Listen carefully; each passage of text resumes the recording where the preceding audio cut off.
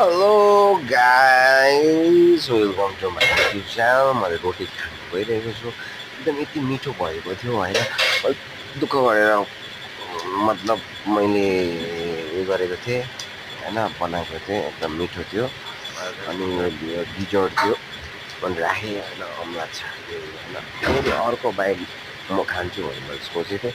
चटनी चाहिँ यहाँ डल्ले खोर्सानी उयो बनेको थियो। फेरि अर्को बाइटमा थालेँ साथीहरू होइन। तपाईँहरूले पनि यसरी नै चिकन करी र रोटीको एउटा भाइब लिन सक्नु, एकदम मिठो हुन्छ, एकदमै एकदमै टेस्टी होइन, एकदमै धेरै मिठो हुन्छ। देख्न सक्नुहुन्छ मैले कस्तो गरी खाइरहेको छु होइन।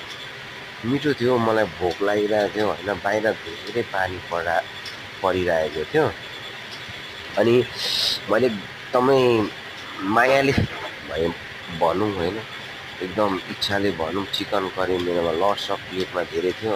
यो चिकन पनि मैले एकदमै मजाले खाएँ, किन त्यसमा हड्डी पनि थिएन होइन। अनि मैले लिएर आएको थिएँ बाइकमा गएर, अनि दोकान चाहिँ थियो अनि अर्केको जस्तो भयो। त्यसको लागि मलाई साइडमा एउटा कोल्ड ड्रिङ्क पनि थियो होइन।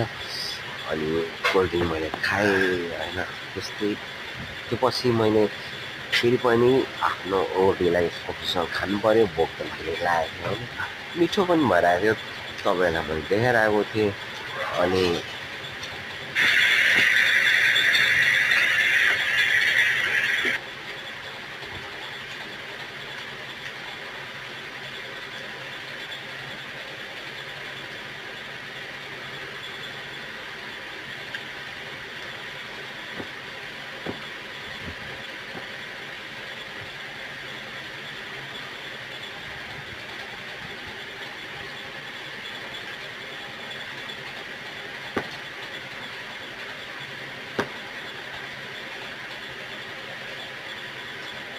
हुन्छ